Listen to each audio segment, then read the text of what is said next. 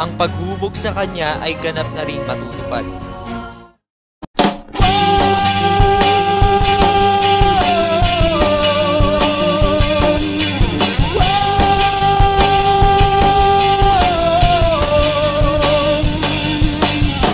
Pagkatapos ng panganganak ay simula naman ang panibagong yugto sa buhay ng isang tao, ang infancy. Ito ay yugto mula sa araw ng kanyang kapanganakan hanggang 2 taon. Kapansin-pansin ang kanilang mabilis na paglaki sa unang taon kumpara sa pangalawang taon ng pagiging infant. Ang mga neurons na bahagi ng nervous system ay unti-unting dumadami. Patuloy ang prosesong ito sa mga susunod na yugto ng kanilang paglaki. Sagana naman sa oras ng pagtulog ang mga infants. Umaabot ng halos 16 na oras ang kanilang ginugugol sa pagtulog sa unang 3 buwan, ngunit unti-unti namang nababawasan ito pagdating ng ika-4 na buwan. Pangkaraniwan na rin sa mga infants ang mga reflexes o ang mga otomatikong response tulad ng grasp reflex, Moro reflex at rooting reflex. Nakakaapekto naman sa kalusugan ng mga infants ang breastfeeding at bottle feeding na isa sa mga patuloy na pinagdedebatehan. Gayunpaman, nasa kamay na rin ng mga magulang ng mga sanggol kung anong pamamaraan ang kanilang gagamitin para lumaking malakas at malusog ang kanilang mga anak. Kasabay din ng mga pagbabago sa pangangatawan ng isang sanggol ay unti-unti namang umuunlad ang kanilang kakayahang pangkaisipan. Sa modelo ng cognitive theory ni John Piaget, ang mga infants ay sinasabing nasa sensory motor stage pa lamang.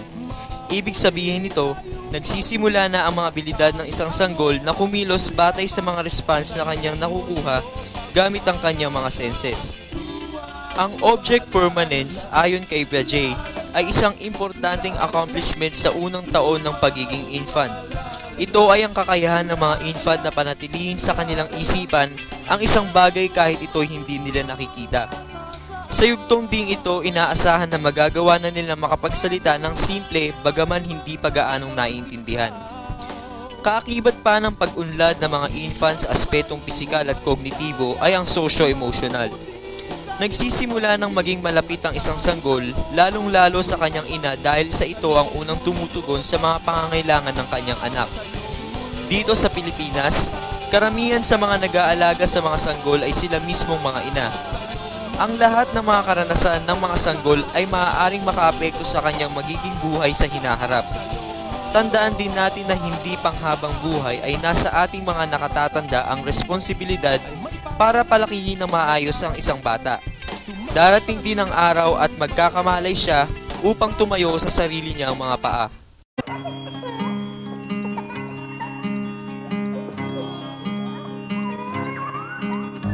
Simula sa ika-2 taon ng buhay ng isang tao ay sinasabing nasa yugto na siya ng early childhood. Sa kabuuan, ang physical development ng isang tao na nasa yugto ng early childhood ay patuloy na bumabagal. May mga pagbabagong nagaganap sa kanilang pisikal na anyo ngunit taon din ang bibilangin bago mapansin ang mga pagbabagong ito. Bawat taon ay may karagdagang 5 hanggang 6 na sentimetro sa taas at 5 hanggang 7 libra naman sa timbang ng mga nasa early childhood. Kung susuriin, mas maliit ang mga batang lalaki kumpara sa mga kasing edad nilang babae. Isa rin sa pinaka-importanting aspeto ng physical development sa yugtong ito ay ang patuloy na pag-unlad ng utak. Ngunit hindi ito kasing bilis sa yugto ng infancy. Ngunit mas mabilis itong lumaki sa kahit na anong parte ng ating katawan.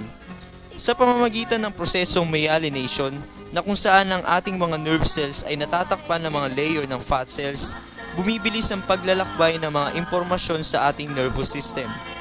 Nagsisimula na rin ng maging aktibo ang isang bata pagtungtong ng early childhood.